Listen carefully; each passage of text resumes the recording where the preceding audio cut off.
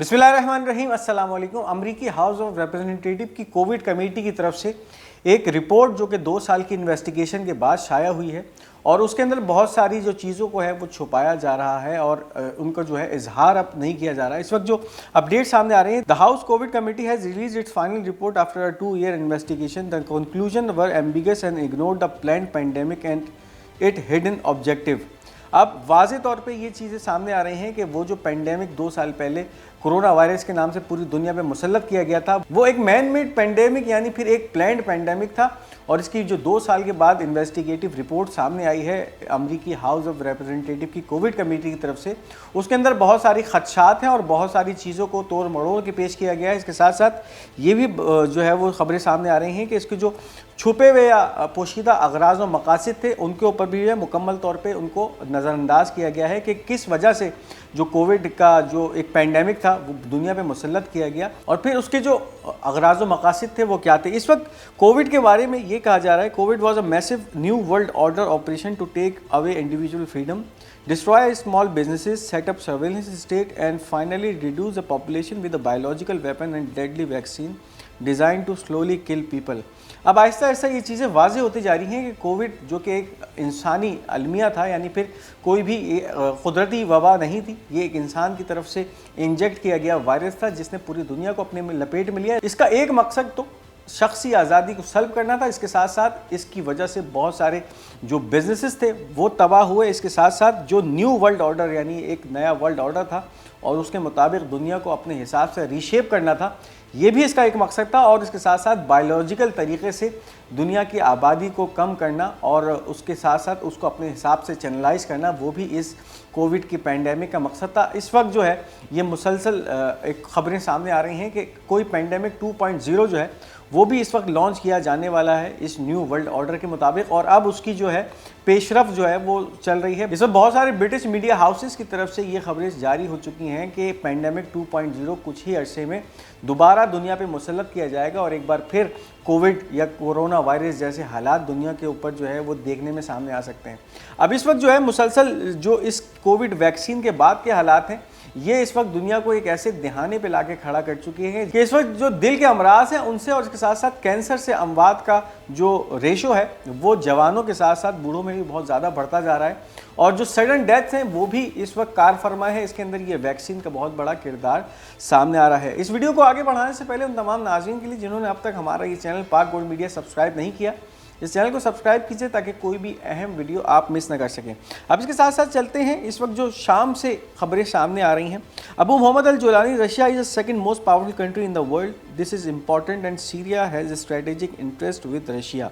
We do not want Russia to leave Syria because that could harm relations between the two countries. अब इस वक्त नई हुकूमत का जो सरबराह है अबू मोहम्मद अल जोलानी, उसकी तरफ से एक इंटरव्यू दिया गया अल अरेबिया अखबार को जिसमें ये वाज़े किया जा रहा है, इस बात को जो है वो तस्लीम किया जा रहा है कि रशिया इस वक्त दुनिया की दूसरी सुपर पावर है और उसके बाद जो हालात इस वक्त शाम के अंदर हैं और जिस तरह से इस वक्त रशिया की बेसिस शाम में मौजूद हैं, इनके अंदर और इस नई आने वाली हुकूमत के अंदर हम किसी भी किस्म के जो है वो रिफ्ट की कैफियत नहीं पैदा करना चाहते। इसके साथ साथ ये भी कहा जा रहा है कि हम नहीं चाहते कि रशिया जो है वो शाम से जाए, यानी जो इस वक्त रशियन अफवाज शाम के लताकिया के इलाके में मौजूद हैं उनका इनखला शाम से हो। और इस अगर ये होता है तो फिर जो शाम की नई हुकूमत है, इंटर्म हुकूमत जो कि जुलानी की हुकूमत समझी जा रही है, और फिर जो रशिया के जो दरमियान ताल्लुकात हैं वो ख़राब हो सकते हैं। लेकिन इस वक्त जो इस मंजर में दूसरी डेवलपमेंट और अहम डेवलपमेंट है वो ये है कि आज यूक्रेन के फॉरेन मिनिस्टर की तरफ से दौरा किया जाता है शाम का। एक तरफ तो शाम के फॉरेन मिनिस्टर से मुलाकात की जाती है, इसके साथ साथ मोहम्मद अल जोलानी के साथ भी मुलाकात की जाती है और इस मुलाकात का मकसद ये होता है कि किसी भी तरह से रशिया को शाम से इनखला किया जाए, यानी फिर रशिया के जो पैर इस वक्त शाम में जमे हैं उनको किसी तरह से डगमगाया जाए और उनको जो है शाम के अंदर टफ टाइम दिया जाए। तो इस वक्त ये काफ़ी जो है अपोजिट न्यूज़ है। एक तरफ इजहार किया जा रहा है जोलानी की तरफ से कि हम रशिया का शाम से इनखला नहीं चाहते और दूसरी तरफ जो है वो यूक्रेनियंस को जो है वो दावत दी जा रही है कि वो शाम में आएँ और शाम में आके रशिया मुखालिफ बयानिए की जो है वो तरवीज करें। Ukrainian foreign minister Andrii Sybiha met with Ahmed al Sharaa in Damascus. تو یہ دمشق میں ملاقات ہوئی ہے جس کے اندر رشین مخالف بیانیہ جو ہے اس کی ترویج کی گئی ہے، اور یہ دمشق کے اندر ملاقات کے اندر جولانی سے ملاقات ہوئی، اس کے بعد شام کے جو فارن منسٹر ہے اس کے ساتھ بھی ملاقات ہوئی ہے۔ اب اس کے ساتھ ساتھ نارتھ کوریا کے حوالے سے ایک اہم خبر ہے۔ North Korean leader the most severe anti U S strategy will be implemented. North Korean leader Kim Jong Un کی طرف سے اب یہ بیانیہ دیا گیا ہے، اور بیانیہ اس وقت امریکہ کے ساتھ جو نارتھ کوریا کے شمالی کوریا کے تعلقات ہیں اس کو بہت زیادہ واضح کر رہا ہے، اور اس وقت یہ کیفیت ہے کہ ایک ایسی پالیسی امپلیمنٹ کرنے جا رہا ہے نارتھ کوریا جو کہ اب تک امریکہ کے خلاف نہیں کی گئی، اور اب یہ دیکھنا ہے اس وقت کہ یہ اس اینٹی یو ایس اسٹریٹجی کے اندر نارتھ کوریا کس حد تک جا سکتا ہے۔ اس سے پہلے جو ٹرمپ کی حکومت تھی اس دوران نارتھ کوریا اور ٹرمپ کی حکومت کے جو تعلقات تھے وہ کافی بہتری کی طرف تھے، لیکن بائیڈن حکومت کے اندر نارتھ کوریا اور امریکہ کے تعلقات کافی خطرناک حد تک پہنچ گئے، اور اب یہ اس وقت کنگ جونگ ان کا بیان آنا کہ اس وقت ہم اس تعلقات کو یا اس اسٹریٹجی کو ایک ایسے مقام پہ لے کے جانے والے ہیں جو کہ اس سے پہلے امریکہ اور شمالی کوریا کے درمیان کبھی بھی نہیں رہی، تو اس کا مطلب ہے کہ کوئی بڑی ایسکیلیشن ہے جو کہ اس وقت اس خطے میں ہونے جا رہی ہے۔ اس کے ساتھ ساتھ رشین ڈیفنس منسٹری کی طرف سے اعداد و شمار شائع کیے گئے ہیں۔ Russian defence more than 310 Ukrainian soldiers were killed in the one day in the direction of Kursk Oblast۔ کرسک کا یہ ریجن جس کے اوپر رشینز کافی حد تک تسلط حاصل کرتے جا رہے ہیں، اور ایک بہت بڑا رقبہ اگر تک بات کی جائے تو تقریباً 450 کلومیٹر اسکوائر کا رقبہ جو ہے وہ روزانہ کی بنیاد پر رشین فوجیں جو ہیں اس کے اوپر تسلط حاصل کرتی جا رہی ہیں۔ اس وقت اعداد و شمار جو سامنے آئے ہیں پچھلے 24 گھنٹوں کے اندر ان جھڑپوں کے اندر 310 یوکرینین فوجی ہیں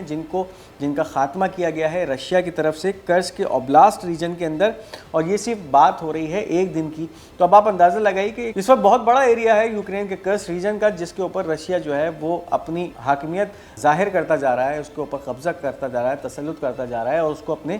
تسلط اور قبضے میں لیتا جا رہا ہے۔ اس کے ساتھ ساتھ بائیڈن کی ایڈمنسٹریشن کی طرف سے جاتے جاتے ایک آخری موو کھیلا گیا ہے۔ موو یہ ہے کہ اس وقت بائیڈن کی حکومت $2.5 بلین سے ایک اور امدادی پیکج یوکرین کو فراہم کرنے جا رہی ہے، جس کے اندر پھر